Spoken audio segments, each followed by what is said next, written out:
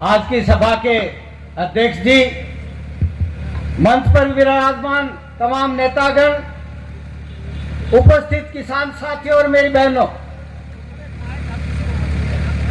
साथियों 9 महीने से ये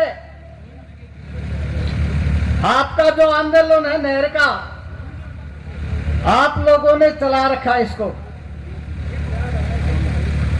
सन 1962 में जब चौधरी घासीराम जी ने ये बिगुल फूंका था, उसके बाद में आप बिल्कुल ठंडे रहे। अब इस बात का ध्यान आपको रखना है कि आंदोलन लगातार जारी रहना चाहिए। यदि आंदोलन की लड़ाई लगातार नहीं लड़ोगे, आंदोलन ठंडा पड़ जाएगा तो काम नहीं होगा आपका। लगातार आंदोलन करने से, लड़ने से लगातार ये नहर भी आगे शुरू हो जाएगी। साथियों, मैं आपको एक बात बताना चाहता हूं, हमारे चूरू जिले की। चूरू में 2011-12 में हमने बीमा क्लेम को लेकर के आंदोलन शुरू किया था, और बीमा क्लेम के आंदोलन को हमने हमेशा जीत के उठे। कलेक्ट्रेट के आगे धरना दिया लगातार, कभी हार के नहीं उठे। हमने करीब 40 अरब रुपए चूरू जिले के किसानों का हमने दिलवाया है। किसान सभा ने लगातार आंदोलन लड़ा। इसीलिए मैं आपको बता देना चाहता हूं कि आप भी इस आंदोलन को जारी रखें, लड़ाई को जारी रखें, मजबूती से लड़ेंगे तो नहर तो क्या पूरी की पूरी यमुना नदी इधर से आ जाएगी। साथियों, पिछली बार हमने 127 दिन लगातार 2 जून से लेकर के अक्टूबर तक रात और दिन का पड़ाव चूरू कलेक्ट्रेट के आगे लगाया था। बीमा क्लेम को लेकर के सैटेलाइट की लड़ाई लड़ रहे थे हमने। बीमा कंपनी कह रही थी हम सैटेलाइट से आपको बीमा का क्लेम देंगे, और सैटेलाइट से जब ऊपर से फोटो ली जाती है तो खेतों में क्या घास खड़ा होता है, उसमें यह पता थोड़ा ही लगता है कि मोट के फली है या नहीं है, मूंग की फली में दाना है या नहीं है, फली में दाने गड़ गए या नहीं गड़ गए, पता ही नहीं लगता। हमने कहा भाई ये तो गलत है आपका सिस्टम।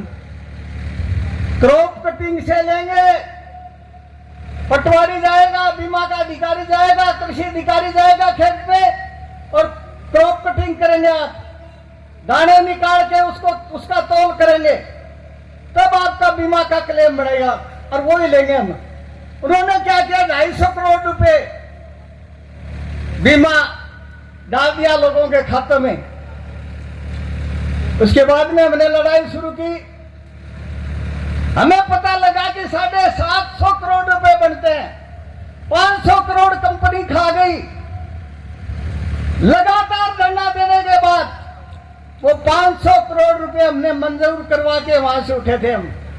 साथियों, इस लड़ाई को पूरे राजस्थान में नहीं, पूरे हिंदुस्तान में फैलाएंगे। बीमा कंपनी 60,000 करोड़ रुपए आपके किसानों के फसल के, जो प्रधानमंत्री फसल योजना है, बीमा योजना है, इसके बीमा कंपनी सारे के सारे पैसे निकाल लाती है। खाली चूरू और हनुमानगढ़ में 2 जगह हम बीमा का क्लेम लेते हैं। मर्सीसर में उस साथी को, गढ़वाल को सिखाया, पिछले साल से वो भी ले रहा है।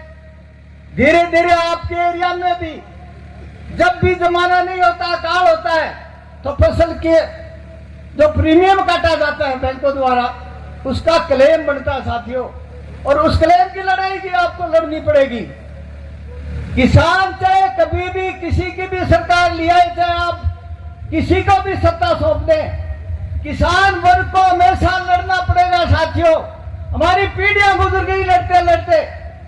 पहले अंग्रेजों से लड़े, रजवाड़ों से लड़े, फिर इन पार्टियों से लड़ रहे हैं। सत्ताएं आती है, बदल जाती है 5 साल के बाद में, लेकिन किसान को क्या मिलता है इससे?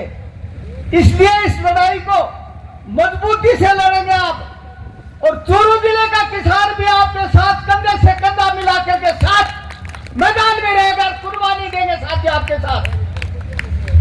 रावला गढ़साना की लड़ाई में 7 किसानों ने कुर्बानी दी थी। आज रावला और गढ़साना की नहरें वैसी को वैसी भरी हुई जा रही है।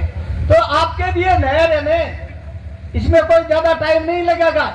यदि लगातार लड़ाई जारी रखेंगे तो नहर का निर्माण सरकार को करना ही पड़ेगा, चाहे किसी की भी सरकार आ जाए। लड़ाई आपको लड़नी है, कोई नेता नहीं लड़ेगा। यहाँ के एसी में रहने वाले यहाँ लड़ाई नहीं लड़ेंगे साथियों।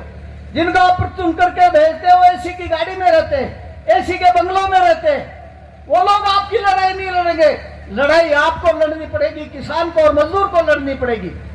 और लड़ाई लड़ेंगे तो जीतेंगे साथियों। मैं दावे के साथ बता देना चाहता हूं आपको, जब जब किसानों ने लड़ाई लड़ी है, चाहे वो बिजली की लड़ाई हो, चाहे वो रावणागढ़ सारागिर पानी की लड़ाई हो, चाहे चूरू की बीमा की लड़ाई हो, और चाहे ये नहर की लड़ाई झूलने की हो, जीत के उठेंगे साथियों, बिना जीते घर नहीं जाएंगे। धन्यवाद। इनकलाब जिंदाबाद, किसान एकता जिंदाबाद।